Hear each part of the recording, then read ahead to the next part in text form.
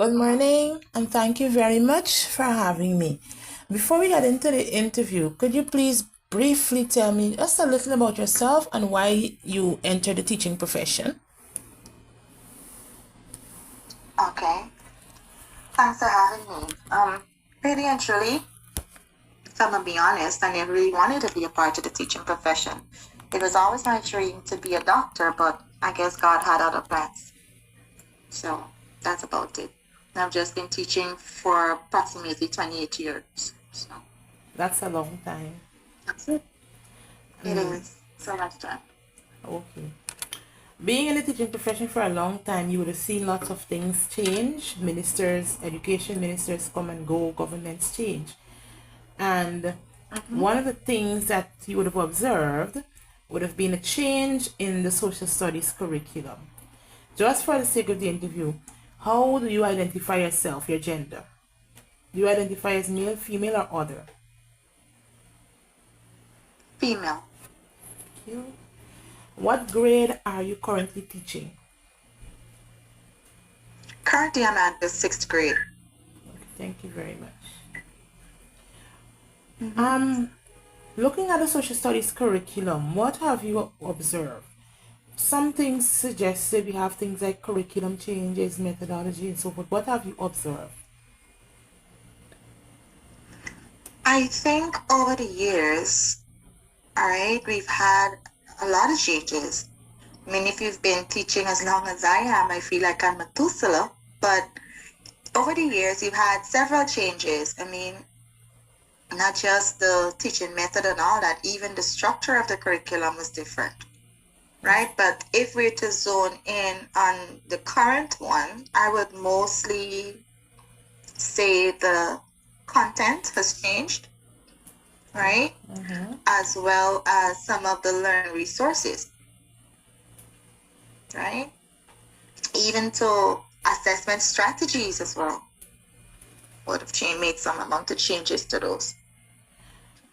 Okay, and have you noticed any changes in terms of methodology or the learning activities you use? Uh, about somewhere about, but I wouldn't focus much on that. Okay, thank you. So, do you think the changes we identified are clear and well communicated to the teachers who are supposed to implement the curriculum? Were these changes made plain to the teachers? I wouldn't say so.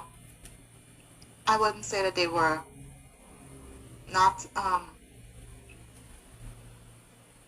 We have some cases whereby if you're in that grade and they made that change, a particular grade, and they've made a change to that grade's curriculum, it would be just those teachers who are in that grade at the time, who probably would have had the training and all of that for that alteration, right? Oh, But what about the following year? mm-hmm. When other teachers from other grades get to that particular grade, there is no training for them.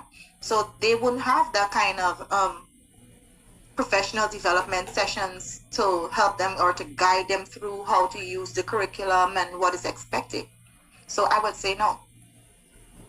So you don't think it partially, just no. Partially, okay, Why I'm partially. saying that is because why I'm asking about partially is to capture Mm-hmm. all aspects because some teachers would know, like the Some ones would have at been the trained, grade right, exactly, and others wouldn't right, have while been. others haven't. Yes, Yeah, yes, you're correct. thank you. How relevant is the new social studies content to students' lives and local context?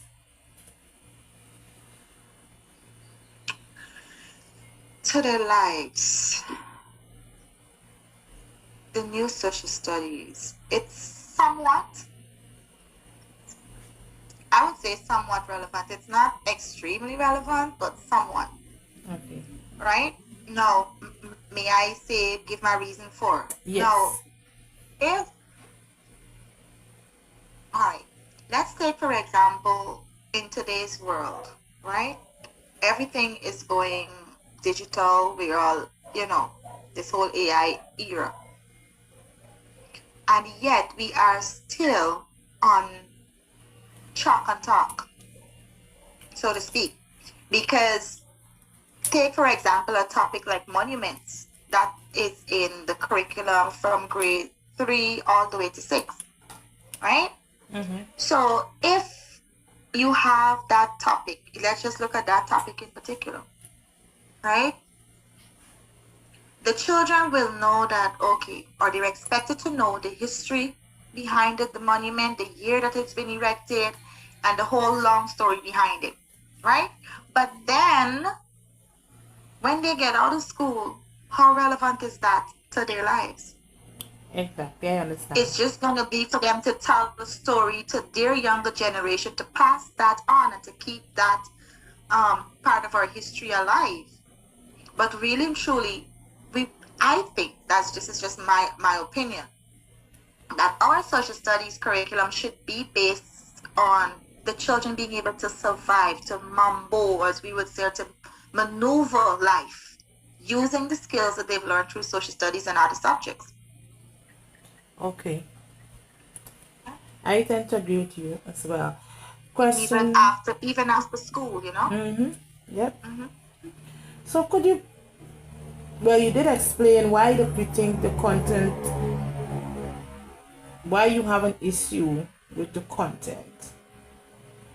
Mm-hmm. So how appropriate are the new teaching learning strategies for your grade level? The strategies are somewhat, I would say, appropriate. Okay. Right? Because in social studies, to me, just like science and math, it should be more hands-on, whereby the children must be able to have this first-hand experience.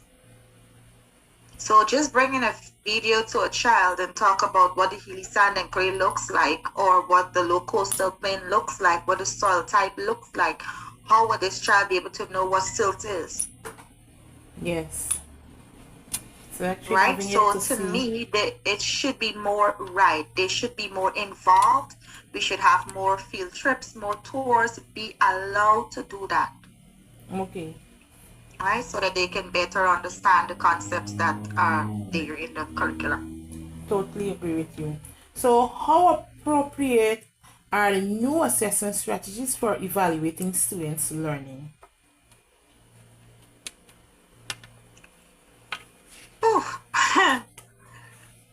To assess the strategies and the children's learning? That's what you're asking me? How appropriate are the new assessment strategies? There are new strategies to assess how the children are learning. We're no longer using diagnostics. So most times it's like teachers are going in blind. So the new strategies for assessing or evaluating the way students learn.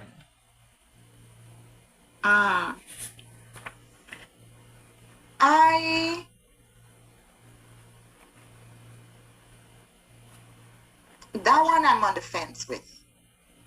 So we can say I'm on the fence somewhat appropriate. Somewhat, yes. Yes. Because I know for me, what I would normally do a lot in social studies, put aside the videos and so forth, I try to make my lessons as real as I can. Yes. Take, for example, you might have a child or have a class, not just one child. But let's say you're looking at the pork knockers. Some of these children don't even have relatives who work in the interior, gold mining fields and so forth, right? So what I would do, let's say I have an old metal pan at home or an old metal basin. You can improvise. 2 pieces of gold earring, and you mix it with a few bricks and a handful of sand, and you take them down to the pipe in the schoolyard and have them mimic how the pork knockers would spin their battle to get the gold out from, So in my opinion, it is somewhat, because the curriculum is not making provisions for those experiences. Okay. So could you please provide a few examples of strategies that will work well or do not work well in terms of assessment? We know we have the usual assessment where we give the children a test, or sometimes you have the formative assessment, you have the summative assessment. So is there any other Mhm. assessment method you think would work well, or one that should not be used at all? First, a test is never really the perfect way to assess the child. That's the first thing. So for me, if I want to know if a child gets or learn a concept or grasp a concept, I would have that child put it into practice. Show me what you learned, Yes. right? Show me what you learned. Because sitting there before a whole host of list of questions and so forth, that doesn't say that you've learned anything. It could just be that you memorized the answers. Mm-hmm. But have you learned? Right? So if you can show me, differentiate, okay, this is silt, this is pagasse, show me the difference. Which one is it? What this type is good for? What plants would be grow best in this one? You know? Yes. So I wouldn't say a test and all that is the best way. Let them show me in action. So you prefer the active participation The active route? one. Yes. Yes. Exactly. For assessment. Exactly. Exactly. Okay. Mhm. So have you received any training to implement the renewed curriculum? No, I haven't. Like the other teachers, when I think that new curriculum was implemented, I wasn't in that grade. I was in another grade. So when they did the staff in, and I end up in that particular grade that year, I had to just read and follow through. That can put a So stress on an already yes, stressful it can. situation. Yes, and it did. It did. It did. Well, So I had to go learn that curriculum on my own, self-taught, right? mhm. Have you observed or experienced resistance to the curriculum changes amongst teachers? Yes, I have. Yes, And what were the main but reasons for the resistance? what were the main? Reasons for the resistance. Oh, in my opinion, many persons don't really adjust to change, especially if they've been, stuck in their ways. So they would have a Some people think preference that for the change older can, methods. right. So some persons, even though they were somewhat reluctant, that was just them being verbal, just, saying it. But then when it comes to the classroom, they put their shoulders to the wheel and they dealt with it, right? Even though they had this, as we would say in our own little corner, mounting up, right? But despite that, they still carry their load, you know? Yeah. But yeah, they would have some amount of resistance. They won't ever have something that's implemented and everybody go for it, right? You will have those who would oppose. So even so when they oppose, it would just be some a bit of vocal and that's it. That's it. Okay. So what benefits do you foresee from the changes in the curriculum? If any, what benefits do you see?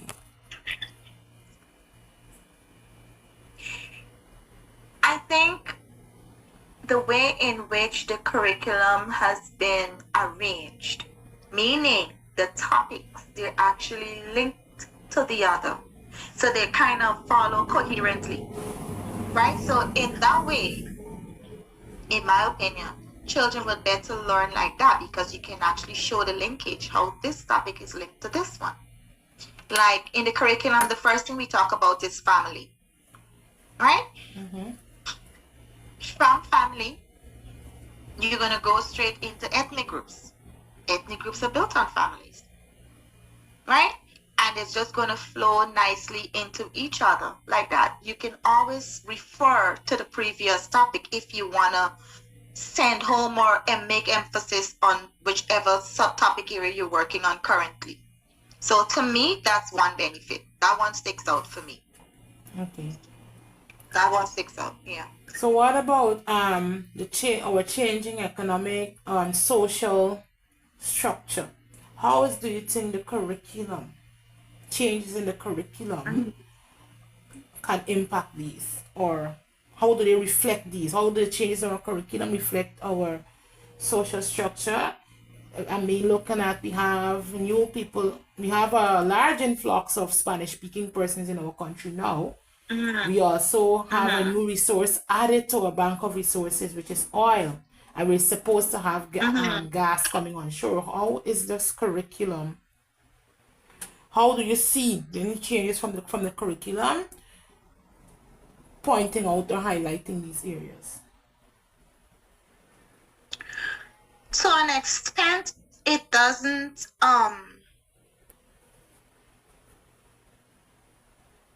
zero in directly on those, because in my opinion, remember, the curriculum, when it was actually established, right? To me, our oil sector wasn't booming that much, right? And yes, it will have us integrating with, or should I say, mixing and meddling with the neighbors, continental neighbors. But it's not a heavy focus in the textbooks, because our textbooks, they're so way back from when, right? So if you're going to make a change with the curriculum, you should also upgrade your texts so that they can actually correlate, right? Yeah. Yes, we would have the socialization and all of that, where persons might even end up with a language barrier, because I won't be able to communicate much with a Portuguese individual because, okay, Miss doesn't know that, right? Yeah. As it relates to economics, yes, we're going to boom. Yes, we should boom, I should say. And we should be able to have like new jobs created that we can actually talk to the children about, and probably channel their interest if we see that they have some bit of interest in that particular field, right? But as it relates to that, currently we are not there as yet, in my opinion. Thank you very much. So, We're what not there as yet. recommendations would you make to improve implementation of the social studies curriculum? Like I said, upgrade our text so that to correlate with the curriculum, right? That's the first thing. If you know you have 6 topics, apple, oranges, pineapple, pawpaw, banana, the textbooks should have all 6, right? So that when you work with the curriculum, you can direct the children to the text for further reading. It's going to all be there relating to oil and all our other resources, right? That's So one we of the gotta first thing I think upgrade we should do. the material in the textbooks to suit what The is happening. materials to suit the curriculum. Exactly. And even to the job opportunities that would be available. We should start speaking more on those, especially when it comes to, because we can link social studies to language, because there is a topic there in the Junior English Revised, the occupations. We have stuff like chiropractor and so on. The children don't know what a chiropractor is. But then if you tell them a gold miner, they know that. Yeah. Because it's something that's familiar. It's home. Right? So upgrade the texts to suit the curriculum. Thank you very much. Thank you very much, Miss. And that was the You're final welcome. question of our interview. You were excellent. Thank you very much.